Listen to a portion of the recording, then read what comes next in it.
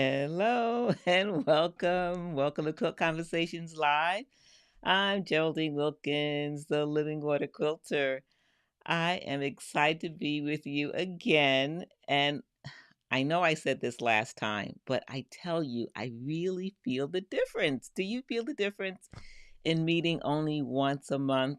It's been a good thing. I'll be able to share a lot of what's been going on in the last 4 weeks, but I do miss all of you. Hello, Lori. Welcome, welcome. Hello, who else is here? I just see Lori in the chat.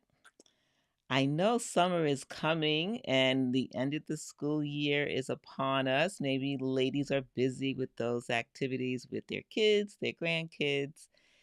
Watch the replay. If you have any questions about anything I shared tonight, make sure you leave a comment, contact me. I'd love to share with you what is happening, especially if you're interested. And tonight's topic, what is it about? Oh, there's Jacqueline. Hello, Jacqueline. So glad that you're here. Designing for you, behind the scenes. What does it take to create a quilting class? We have an amazing privilege. I don't know if you know this or not, but we do. We have YouTube, we have companies that create patterns and videos, and we have online courses, and we have quilt shows. You may not be close to some of the in person events, but virtual events really allow us to connect no matter where we are. We have so much access. It's a lot of content. And you know that I love to create things specifically for you. So when we get together for Quilt Conversations Live and we have conversations about this and about that, and you think, well, did she hear what I said? That I was interested in this, or I'd like to do that. I do take notes. And when I create courses and classes, whether for in person events, virtual, or for online classes, I am thinking about you. And when someone puts together a class, they're thinking not about just the project, but what you can learn from the project, right? Hey, there's Rochelle. So glad that you're here. You made it. You're back. Wonderful. We've missed you. We're thinking about how the project can help you reach your goal with, say, piecing, with machine quilting, to have fun. That's another thing. We want the project to be fun, not too difficult.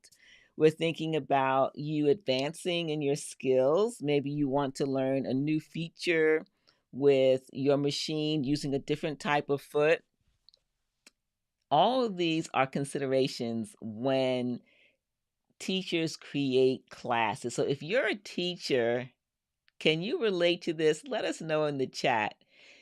Have you created classes for fun, for your quilting group? Maybe a tutorial. It doesn't have to be a full-blown class. It could be even a short tutorial. If you can relate to this, let us know in the chat. Do you consider how you're going to create a project and a class specifically to help someone learn a new skill? And what are some of the things that you consider? Are you thinking about the steps, the order in which it's going to be taught? Are you thinking about the language that you use? Sometimes I forget that some of the language that I use is advanced language, and new quilters, sewers may not understand what I'm talking about because I take it for granted. So I have to remind myself, and that usually happens more often when I'm creating classes. I'm thinking about, is this class good for all levels? And if so, I have to be careful of the language, the tools, the techniques that I'm going to use for the class. Now, when I create a class for online learning, virtual versus, say, video, it might be different what I use. Also, what will be different is if it's an in-person class. When I create a class for a quilt show, for example, quilt shows prefer for teachers to have classes that says all levels, meaning anyone can take it, or beginner.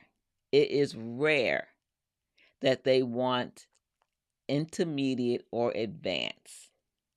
So I start to look at creating most of my classes for all levels. And so that's what I've been working on. I can't tell you what quilt show it is, not yet, but I can share with you the projects. So Lori says creating programs is tricky. It sure is.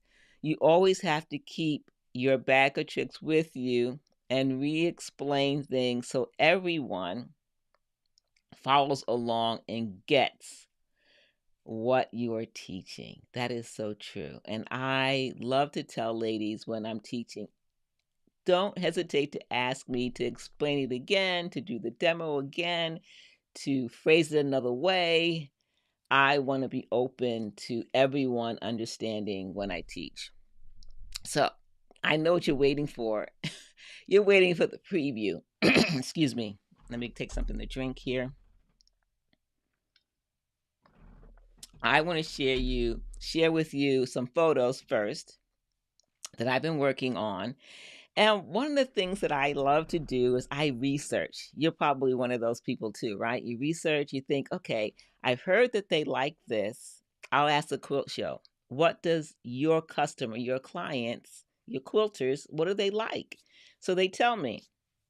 And then I look at what I already have.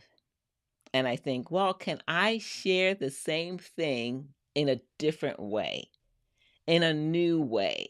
So I'm always trying to give a fresh look at the same thing, right? We sew 1/4 inch seams, we make quilts, we quilt quilts. It's the same process, but in a different way. So same thing with the class. So here's the first one. I'm not going to tell you the name of the class. Well, should I tell you the name of the class? Yeah, maybe I will. I just won't tell you what quilt show. Let's take a look. I'm going to show you several. So this is a new class, but with familiar material. This is a new quilt panel that I designed that's included in the class. And the whole idea is to combine those two things that I love and I think you love, and that is free motion quilting and ruler quilting, but specifically creating frames. Frames, you see a box, you see an X, you see a diamond, you see curves. All of those are incorporated in the design of the panel to help you frame free motion quilting, how to place it in your quilt. I'm really excited about this one, and we stick mostly with one design, and that is spirals. Some of you have already taken a spirals class with me. So what is this? This is a fresh look at spirals, and specifically, how can we frame spirals in our projects? How can we put them inside our project? So I created this panel to help you frame spirals. Do you like this one? I love this one. Now, I toyed with the size. When I ordered the fabric, had it, and I designed it, I said, you know what? I want this to be a decent size. So this is about 20 inches square. I don't want it too big because I don't want it to be a big project. I like it. I hope you like it. So this is a new class that's coming for an in-person show coming up. I'm not going to tell you which show yet. It's coming. Oh, you're welcome. You're welcome, Lori. I appreciate you saying so. I like to reteach and teach it in another way. We really, me included, need to hear things multiple times. I can have a thick head. So anytime you want to share something with me, you think, well, I don't think she got it. Don't hesitate to remind me, to tell me again. So what's the next one? And so this class, before I move on, this is a all levels class. So it's all levels because the spirals that you will learn are beginner spirals and spirals that you can grow to learn over time. So, what's the next one? This one is really fun. This is a modern take on free motion quilting designs. Whether you're a beginner or a confident beginner, at intermediate, all levels, right? We take a piece of fabric and we just toss some shapes on it and create shadows, and we fill it with free motion quilting. Haha, curves. Now, it could be curves, it could be a triangle, it could be a square, it's whatever you want. So we learned some basic geometric free motion quilting designs, and then we feature them for beautiful thread texture in different shapes. It's just another, I think, creative way to work on our free motion quilting. Again, this is for a upcoming quilt show. And this one is brand new. Let me just hide this for a moment. Remember the cruise from last year, and we did some sashiko stitching? Sashiko stitching, but specifically we did some painting with ink tense pencils, right? We painted fabric with watercolor pencils. This is another thing that I love to do for you, especially if you take my classes on a regular basis, whether it's online or in person, which many of you have done and still do, is that I like to take things that you've learned in previous classes and bring them into new classes. So you are continuing to work on that new skill, another opportunity to use something that you've learned. And so this next class is an example. I've taken the ink tense pencils and I've applied it to another technique. Let's take a look. You saw it earlier during the preview. Would you believe that this is a beginner friendly project? It's beginner friendly. We use pencils. The fabric was completely white. We used a stencil to transfer the star, and then we colored it like a coloring book. Remember coloring books when you were little? Your mom gave you a coloring book while you were waiting in the doctor's office or sitting in the car on a road trip, you were coloring. This is what we do. We're coloring fabric. Lori says, wow. Yes. So we completely color it step by step, and then you get to decide what you do with it after you color it. Use your water brush to activate the colors. Then you can hand stitch it, you can free motion quilt it, or you can put it right inside of a quilt. It is all up to you. Ah, thank you, Jacqueline. You like it? I'm really excited about this one. And I have this one right here on my table. I'm going to share it with you. But before I do that, this is a brand new project, but with new techniques that we learned last year. We're just scaling it up, moving it into another category. As you know, a lot of quilt shows, you'll go and you'll see quilts, right? And you think, wow, that fabric is amazing. How did they get that shadow and detail? A lot of that comes from using these ink tense pencils, from using watercolor pencils to add shading and texture and three dimension to a quilt project. So I want to get better at that. And as I'm learning, I want to share them with you. These are completely beginner basic techniques. But look what you can do, right?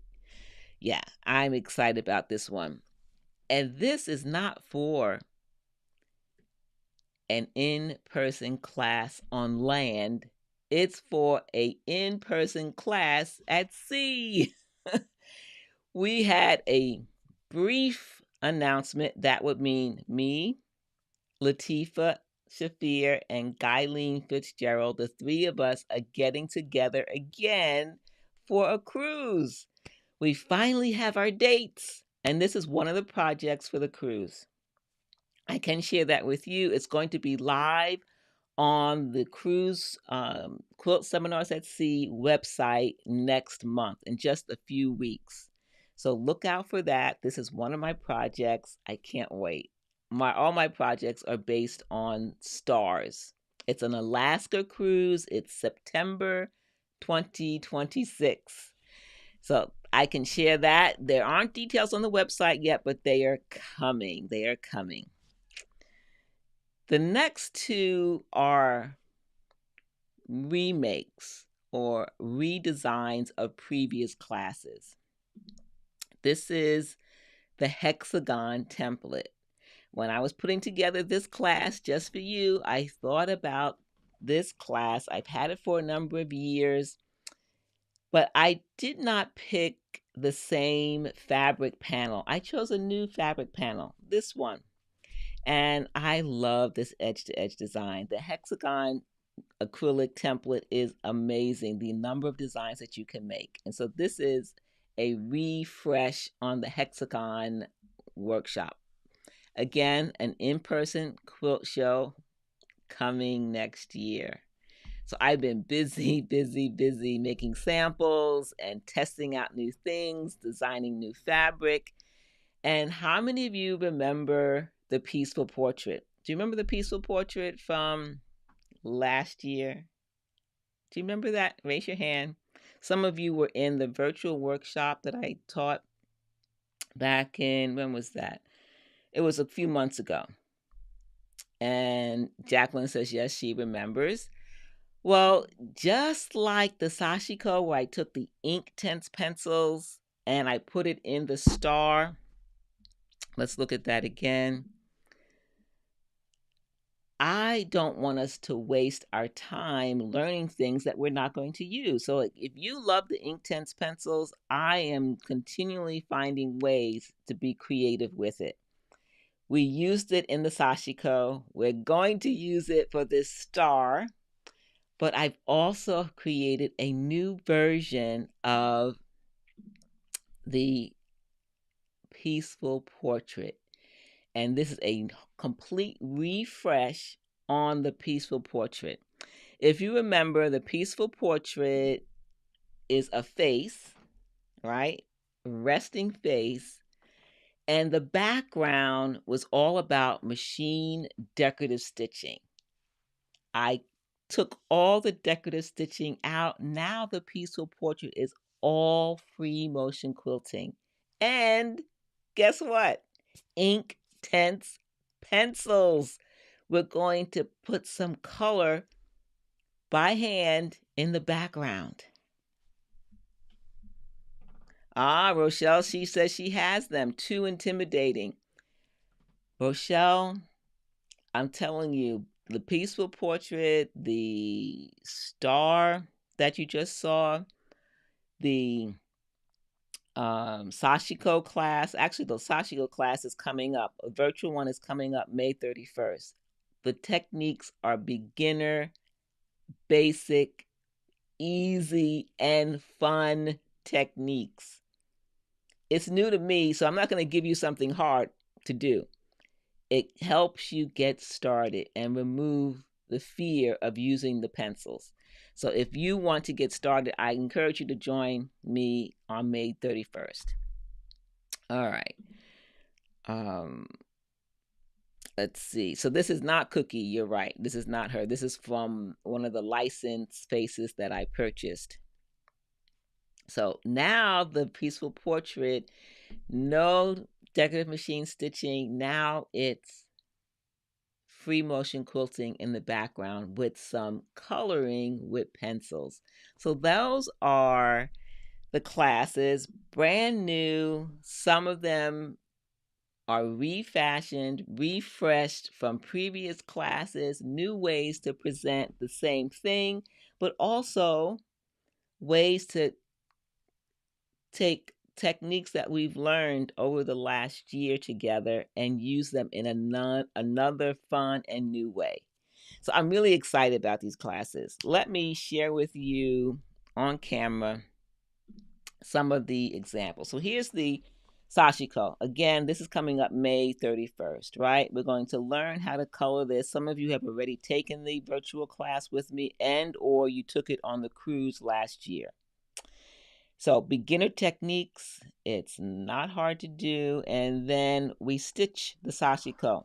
And I have a few kits left of the special thread that I had made for the cruise. I think I have maybe 3 or 4 of these left. And 2 left of the actual kit. Now, the pre-printed panels have 6 different designs. I encourage you to buy my kit because otherwise you would have to buy the whole 6. Maybe you want that. And to get all 6 at once, you pay a little bit more. But otherwise, if you get my kit, you get the thread and a choice of a few of the panels that are left. I think I have 3 or 4 complete kits left over. So that's just an option. Well, this is such a fun project. So if you want to get started with Inktense pencils in a simple way, fun way, this is certainly a way to do it. It's an option. So I wanted to show that. And if I haven't told you, I have a feather class coming up. And this is when I was learning feathers. How many of you have made a mug rug? Raise your hand. How many mug rugs have you made over the years for yourself and friends? Years ago, when I was learning different types of quilt blocks, and this is one of them, I would make a quilt block, then take a piece of fabric that would be my palette or my practice spot for free motion quilting.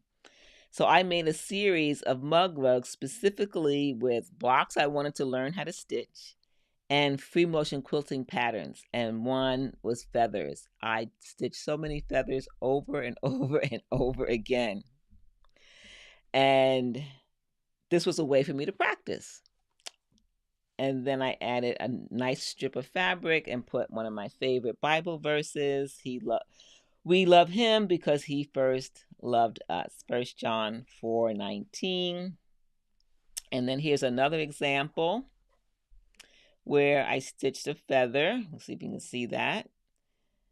I was trying to get better at stitching curvy feathers, and I used it for a mug rug. So next month at QuiltFest, I'm teaching feathers. It's called Feathered Rainbow. We use a specific quilt as our project, and we learn different types of feathers.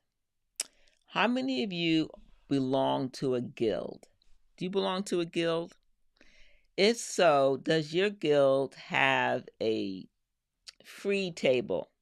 Some guilds that I've been a member of, they had a table that was called the free table. You brought in things that you no longer needed, no longer wanted, and you would put that on the table, and anyone in the group that evening, if they wanted what was on the table, they could take it, which I thought was fantastic because it was a way for us to share resources that we no longer needed and someone else wanted or needed. So when I was learning free motion quilting, I would go to that free table looking for blocks. So many quilters have orphan blocks. And so I would search that free table for blocks, and then I would put a border on the block.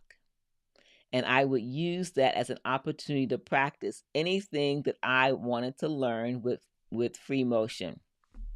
Oh, you share too. Awesome. Sharing is caring. Awesome, ladies. Yes, sharing is caring.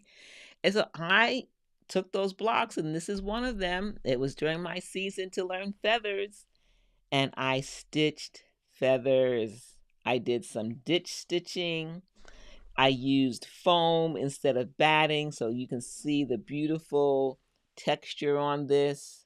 It really, really stands out. I know you can't feel it, but I can feel this beautiful feather design because of the foam. And then I was practicing borders.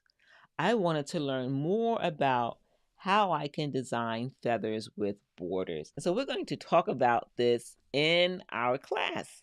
It is the weekend of June 26th, 27th. You like it, Jacqueline? Yes, this was so fun to make. I really had a good time. So I wanted to learn how to put feathers anywhere and everywhere, right? Different shapes, diamonds, squares, triangles, narrow borders like this. And to stitch only one side. Do we have to stitch both sides? No, we don't. Where, please? Oh, it's QuiltFest. QuiltFest Virtual Summer Schoolhouse. It is on my website. You should see it under virtual events. Just go to machinequilting.live, look for virtual events, and then click on QuiltFest Virtual Summer Schoolhouse or QuiltFest Schoolhouse. I think that's what it says.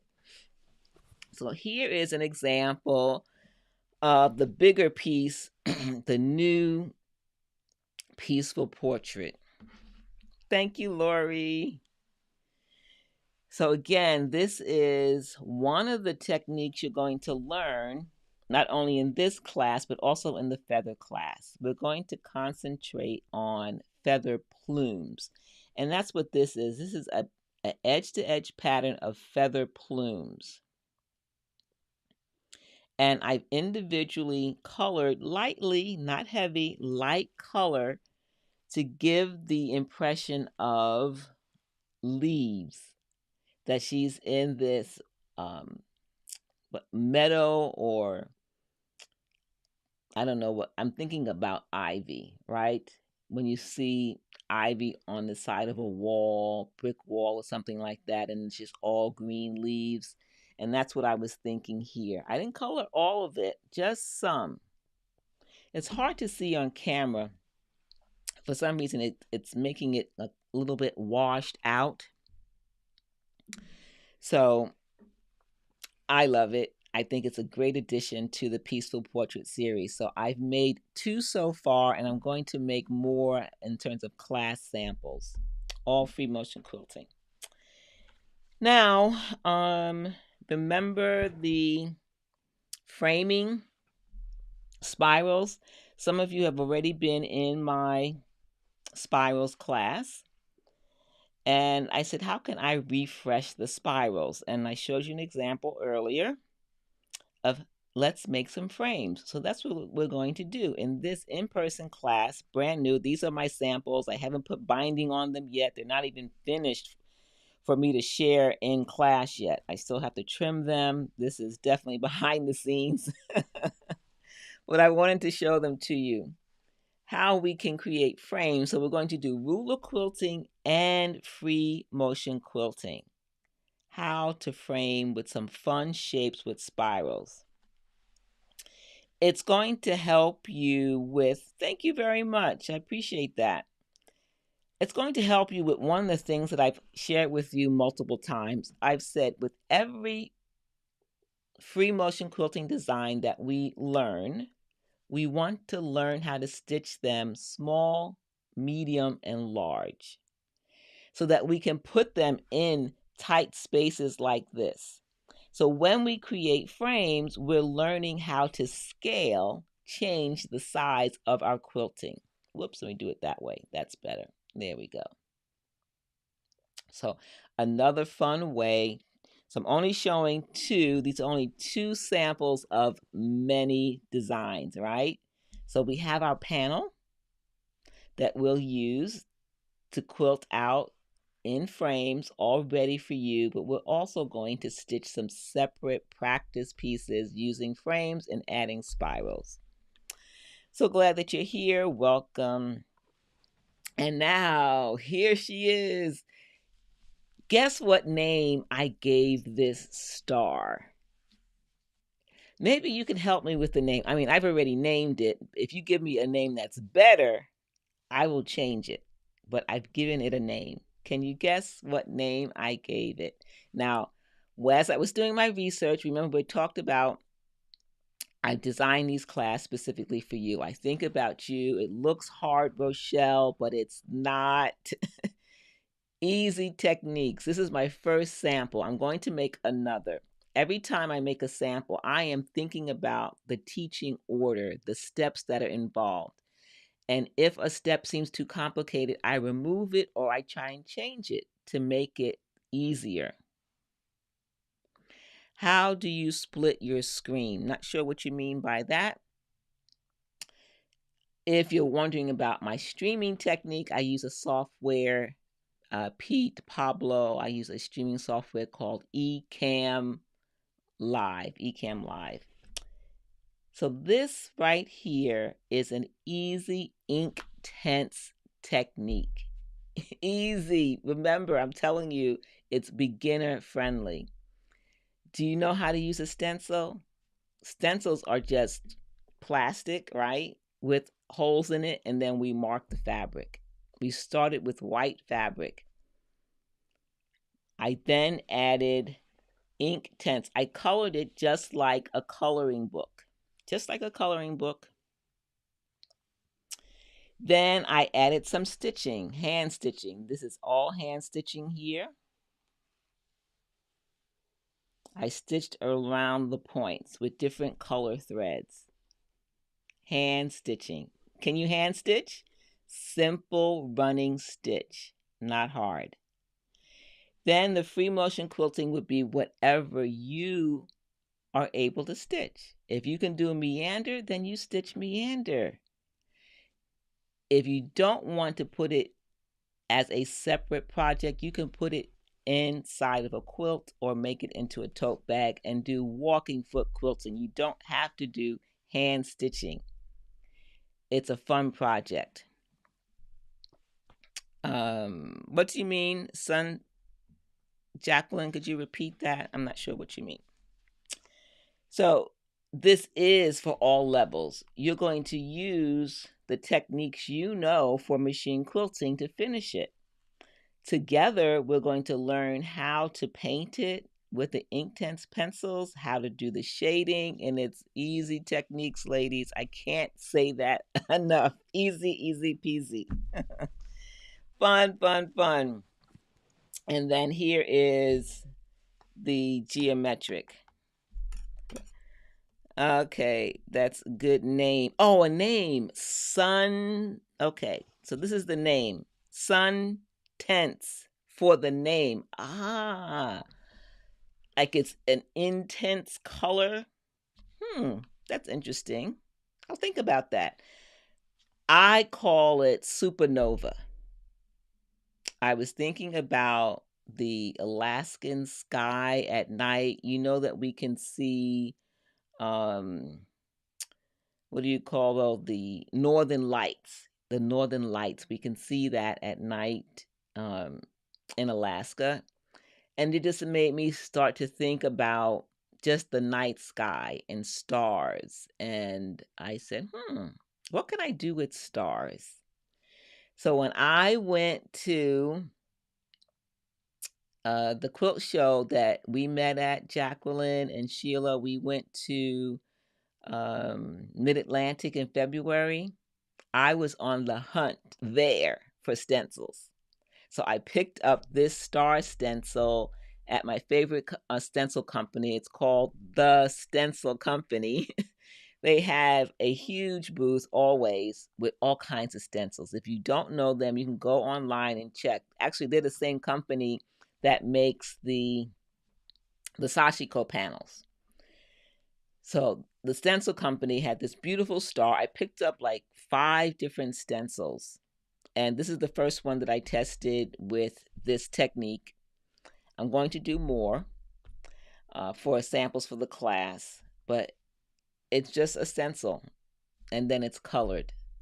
That's, yeah, I know I'm making it sound easy because it is, but supernova, just thinking about the night sky and stars. So, but right here in the center, I think that maybe is what you're seeing. When I stitched this, I thought about gases. Because when you think about like nebula and stars and the sun, and there are these high, intense heat gases, that's what this reminds me of. And maybe that's what you're seeing for the sun. So, yeah, supernova. And a supernova is when a star explodes. And so that's what I was thinking about with the way I quilted it outward and how it's kind of radiating out. Yeah, I know. I think through things quite a bit, don't I? So, but it is intense. It's sun tense. Maybe that will be the subheading, Jacqueline. Maybe, yeah, we'll talk about this a little bit more. Thank you for that inspiration. So that's that one. And then this is the beginner geometric. Well, it's all levels, whether you're a beginner or not. We're going to learn some very beginner basic free motion quilting designs, and then we're going to have fun putting them on geometric shapes. So, ladies, yes, I think about you when it comes to putting together classes, whether it's free motion quilting or ruler quilting.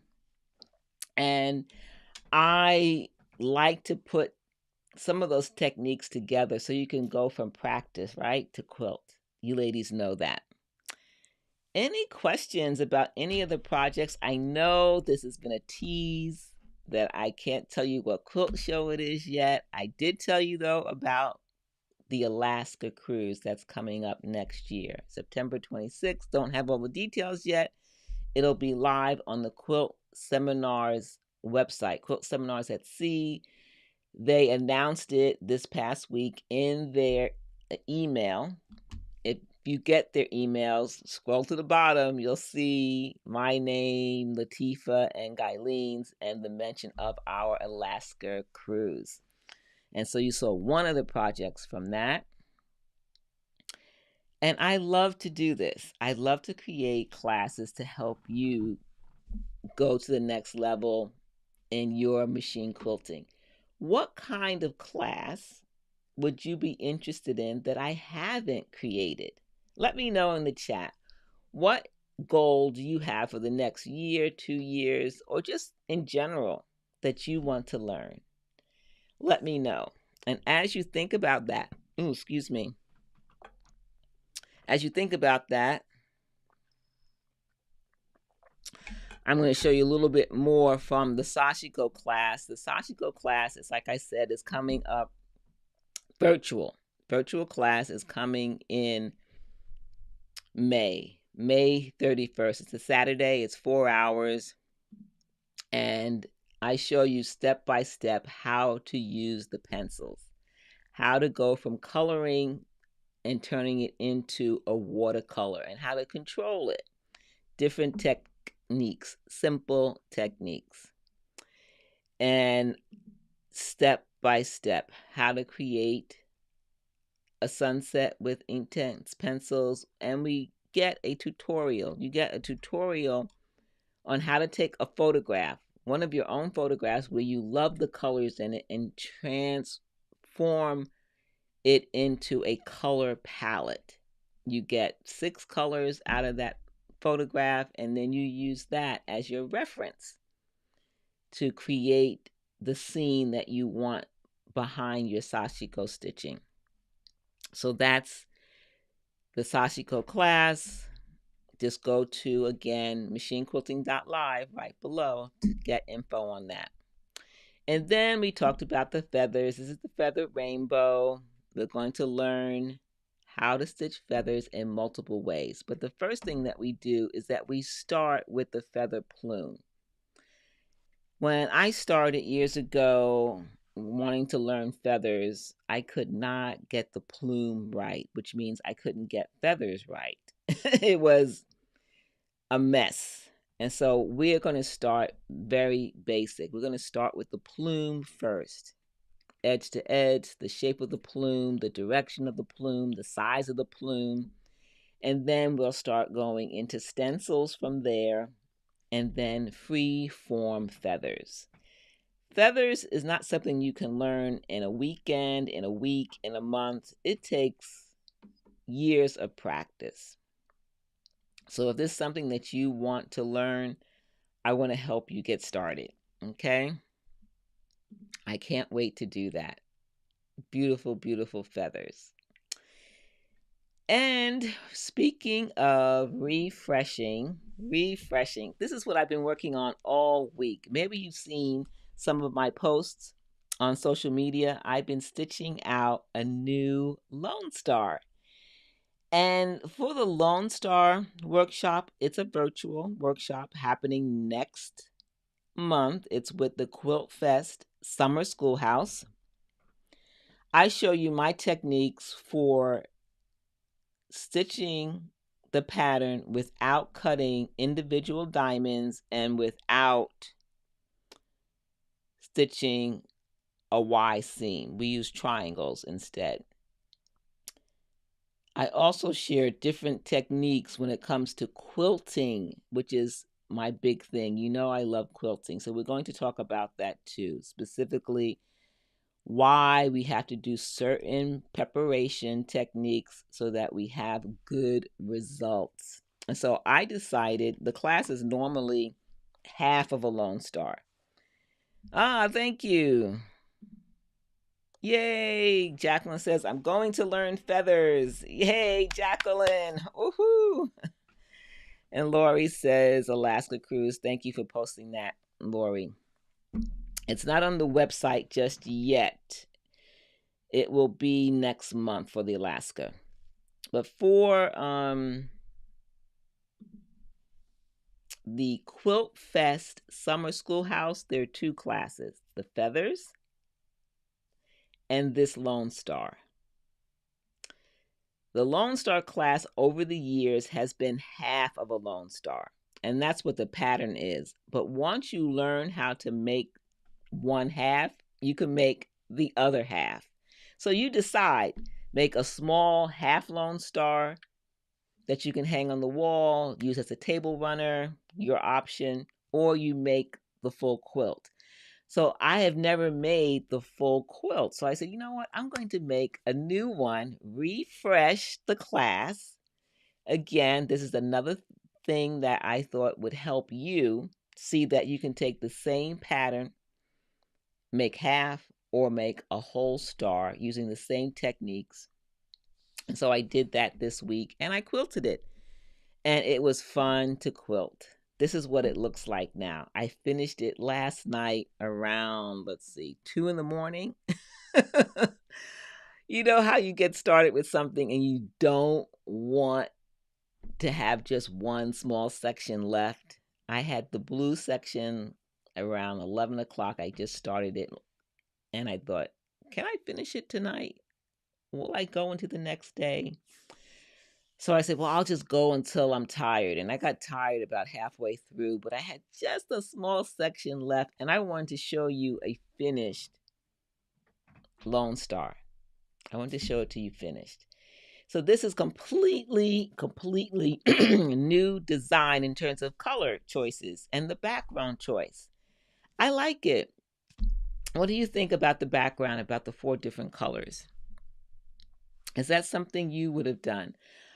With every quilt, I try to do something that I haven't done before. It keeps it interesting, don't you think? Oh, Jacqueline, thank you. I'm glad you like it. Brings it to life. Those colors, they do, don't they? What was interesting, and I will confess, is that I used a jelly roll, which I don't like to use for Lone Star quilts. Who can guess why I don't like to use jelly rolls for Lone Star quilts? If you've been coming to Quilt Conversations Live and you've been listening about my fabric, here's a tip, fabric prep techniques, how would this not work well using a jelly roll for a Lone Star quilt. This is something I'm going to share in the workshop in detail next month, but I'll share a little bit of it with you now. Why would I not want to use a jelly roll for a Lone Star quilt? Who can get? The cuts may not be reliable. That's a good one. Yes, that's true. There's another reason. Rochelle, yes, that's it. It's hard to pre-wash or starch pre-cuts. And if you know me, I wash and I starch. And why do I do that? One, I don't want dyes mixing.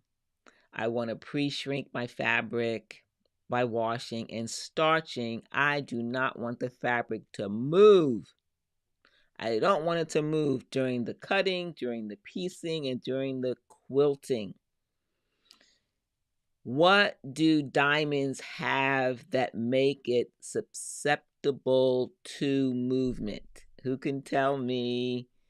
Why are diamonds prone to changing their shape in the star making process? Yes, she is right. Now, while you think about the other thing that diamonds do, let me know in the chat if you know that answer. I want to tell you about a time that I pre-washed fabric. I was doing a quilt along with the Fat Quarter Shop. I was working with them on one of their projects. They pre-sent me the fabric. I was doing it behind the scenes and recording it and prepping it for this quilt along. They sent me the fabric, and what did I do? It was all pre-cut.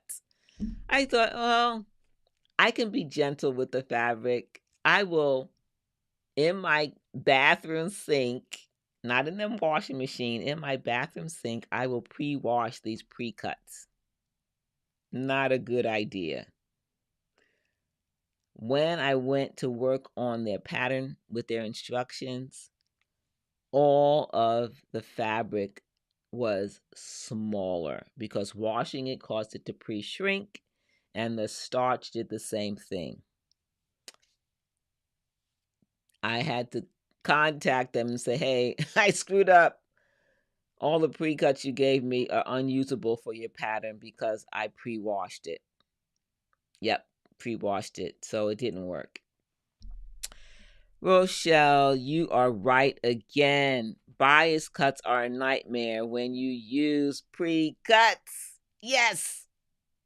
So, if you look closely at this photo, I did okay. I used a jelly roll. And the piecing went okay. I was very slow at quilting this because the other thing that happens when you're stitching diamonds, especially if it's a jelly roll and it's stretching, there's no starch on it, you want to sew it one time. You do not want to have to take apart any seams. If you ever have to take apart a seam with bias cut fabric that has not been pre-starched, it's going to stretch. It's going to stretch. She says, I'm speaking from experience. Yes, yes. So whether you're in class with me or not next month for the Lone Star or not, whatever pattern you use for a star pattern that has bias edges, wash and starch your fabric. It will save you. I didn't do this, and this is really a good example for my students to see what can happen. If you look closely at the photo, especially the lime green, it's puckering a little bit. I didn't stabilize the quilt completely. I didn't stitch in the ditch everywhere, and I should have, especially since I used a jelly roll, I should have stitched in the ditch around each of those diamonds so it wouldn't stretch. So as I start to quilt it, what happens even when we have pre-starched fabric, when we start to quilt it, it will start to do this, and the fabric will move and change and all of that. So one, if you decide that you want to use a jelly roll, which I don't recommend, you want to stabilize your quilt. You want to stitch in the ditch. You don't want the fabric to move. If you do a lot of heavy stitching in the center, you know that there's going to be crazy movement and you're going to have puckers and all kinds of things going on. It's going to be a nightmare.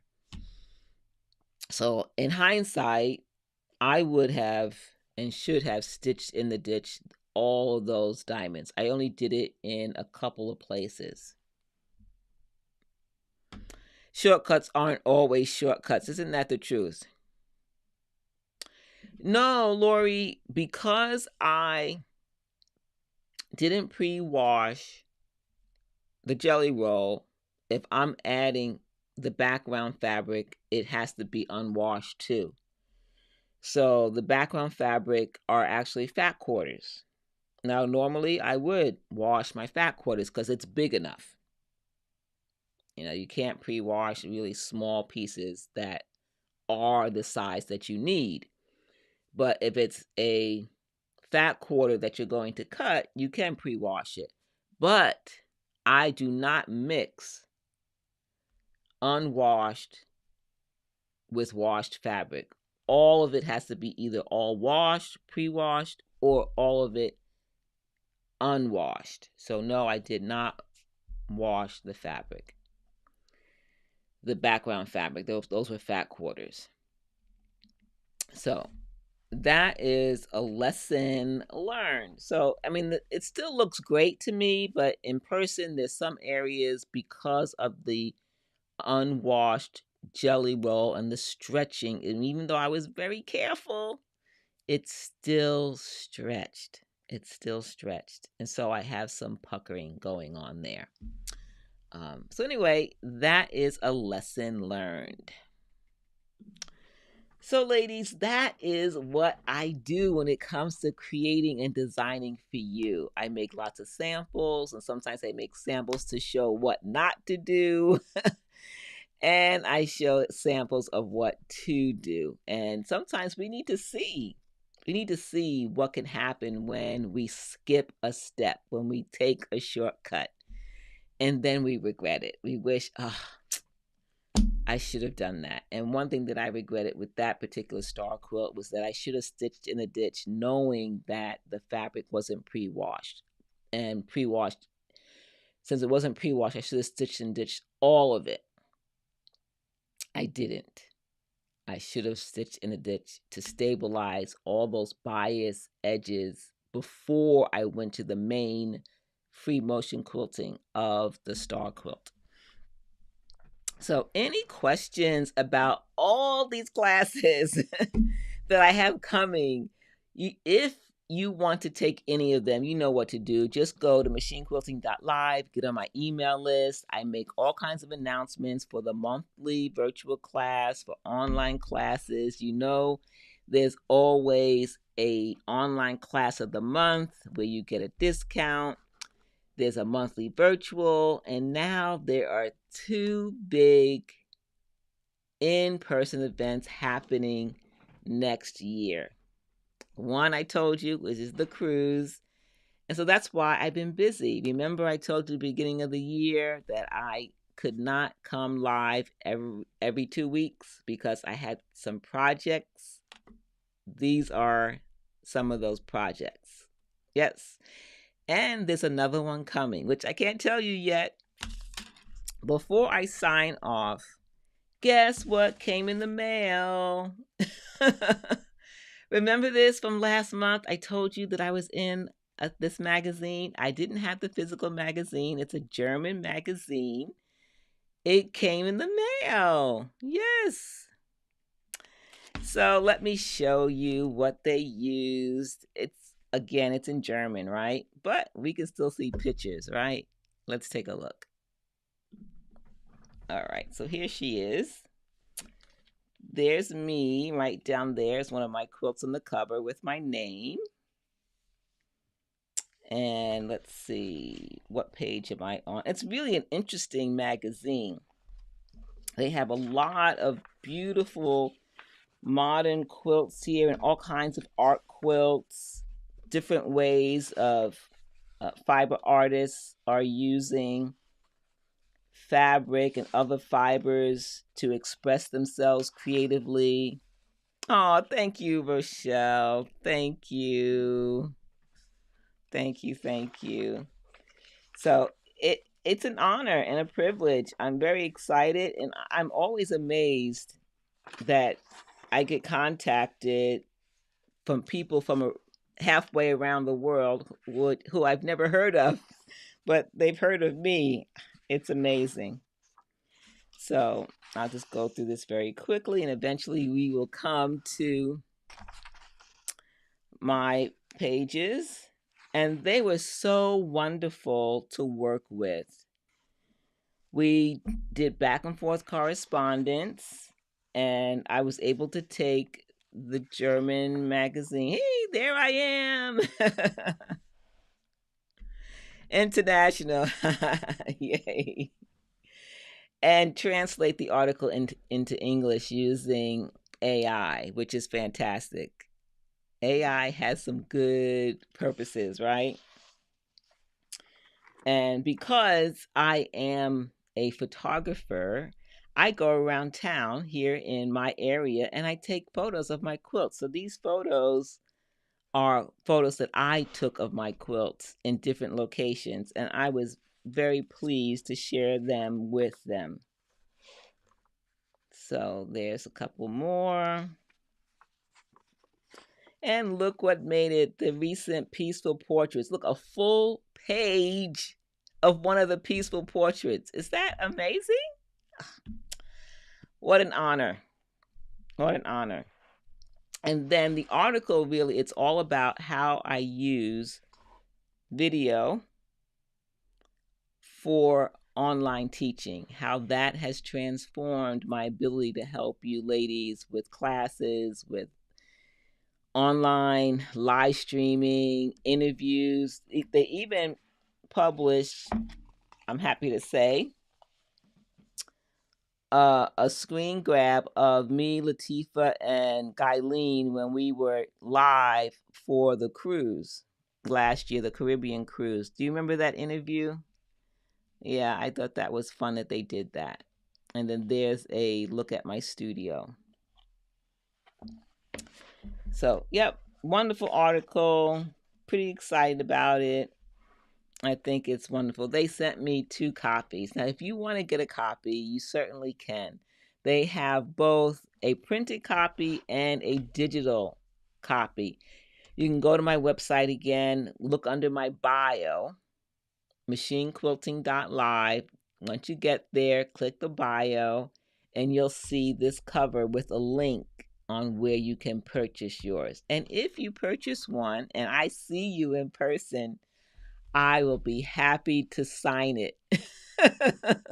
Even saying that sounds weird to me, but yeah, I think it's a blessing. Yeah, wanted to share that. It's kind of exciting, and as you ladies know, oh, thank you, Sean. Thank you very much. I appreciate that. The next one that's coming up, another behind the scenes. If you are not a subscriber to Quilt Folk magazine, now's your chance. The next issue, which is coming out in July, about a month and a half away, I will be featured in Quilt Folk. And they just contacted me this week with some more information and details with some of the photos that they took while they were here in my home and in my studio. They wanted to know about different quilts and information about when they were made and other things. So that's coming too. All right, ladies, I think that's it. Did you say in the chat what type of classes that you would be interested in seeing from me? I don't think I saw that in the chat. I know we're at the end, but you still have time to either write that in the comments or write it in the chat now. What kind of free motion, ruler quilting, or project-based class or technique class you would like. I will consider those as classes either for video based or for in person. So let me know. I would be happy to consider any of those classes. I think that's it. I thank you for watching. It's good to see you again. We will meet once a month. And I think Lori already put in the chat that we are meeting. Let's see, Lori, I'm scrolling back. I know you put it in there. June. What's the date? What's the third Friday in June?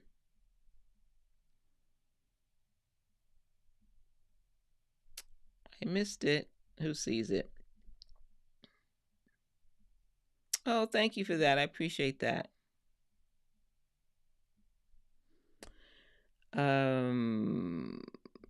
Let's see. I can't remember offhand. Let me look quickly on my phone. 1, 2, 3. June 20th is the next time Quilt Conversations Live will be live. I can't wait to see you then. Until then, I'll see you on social media streets. And if you enjoyed tonight and other Quilt Conversations lives, subscribe to the YouTube channel. I'm no longer streaming on Facebook. It's only here on YouTube. Hit the notification bell. Don't keep it a secret. Tell your friends. Join me for another lively conversation. I can't wait to see you next time. See you later, ladies. Bye.